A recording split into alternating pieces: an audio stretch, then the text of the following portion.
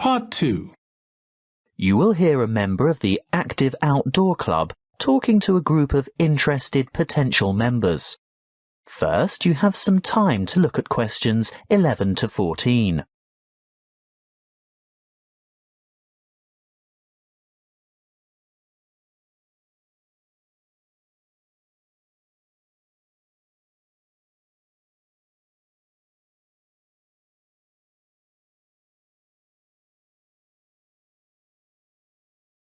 Listen carefully and answer questions 11 to 14.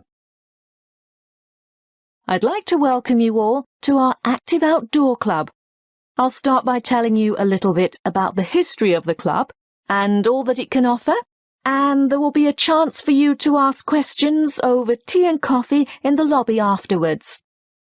You'll also be able to pick up pamphlets from the table at the back of the hall, and if you wish to purchase any of our products, Bill will serve you at the front counter.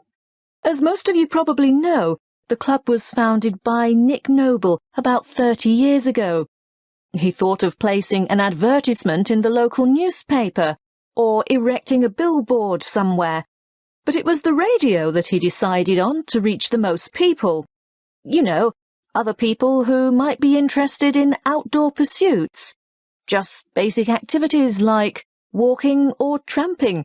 Anything active that could take place in some of the beautiful outdoor settings that this country has to offer.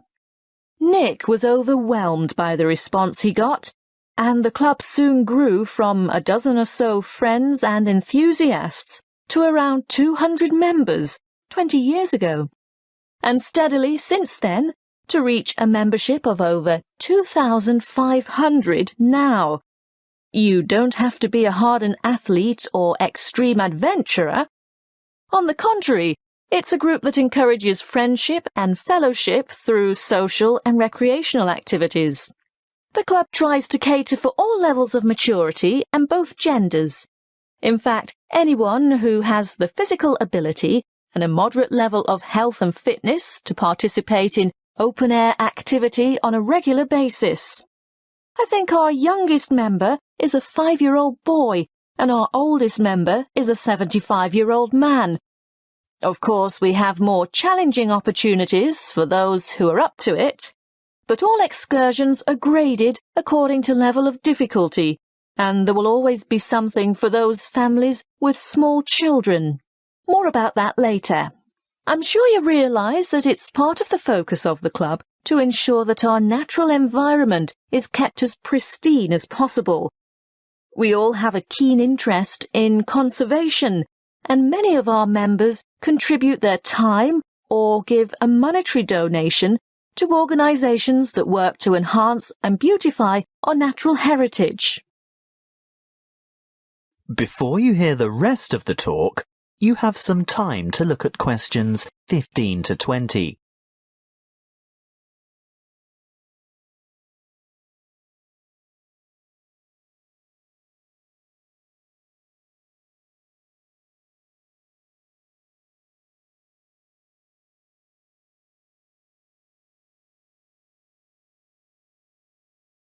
Now listen and answer questions 15 to 20. OK, now going back to the grades of activity, first of all, tramping. This is very popular with singles and couples without children, but is certainly not restricted to those groups. Tramping is arranged for Tuesdays and Saturdays throughout the year. Most tramps are of a duration of 3 to 5 hours, depending on the weather and the terrain, and of course the time of year. You would need to check the newsletter or the website to find out place and time, and if you wish to participate, phone the coordinator who can give you more information. I'll move on now to walking, which is very popular with families, but open to everyone, and walks are arranged for every Thursday and every Sunday over the course of the entire year. Walks last no more than 3 hours, although the Thursday walks might be shorter. And again, you would have to check the newsletter for details of the time and area to meet and get in touch with the walking organiser to confirm your participation. Now, The Wanderers are what you might call a subgroup of the Active Outdoor Club. This group was set up to cater for the less active, more elderly, or families with very young children who still want to enjoy the great outdoors, but without quite so much exertion. Bear in mind that the length of these activities is variable, but we're always home before dark.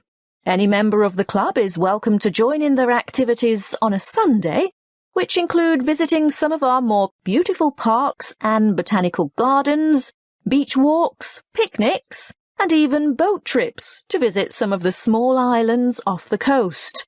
Often guided tours can be arranged if there is enough interest. If you'd like to see what the Wanderers are up to, check the website and then phone the leader for more information. I'll bet you're all ready for that cup of tea now. But before I finish, I really must mention something that can be a lot of fun.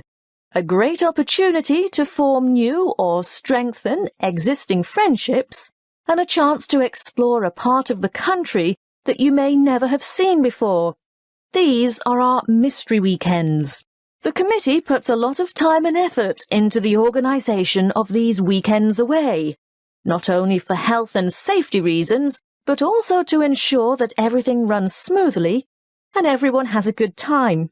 There will be a charge to cover travel and accommodation costs, but apart from that, it's an affordable and exciting weekend away from the city.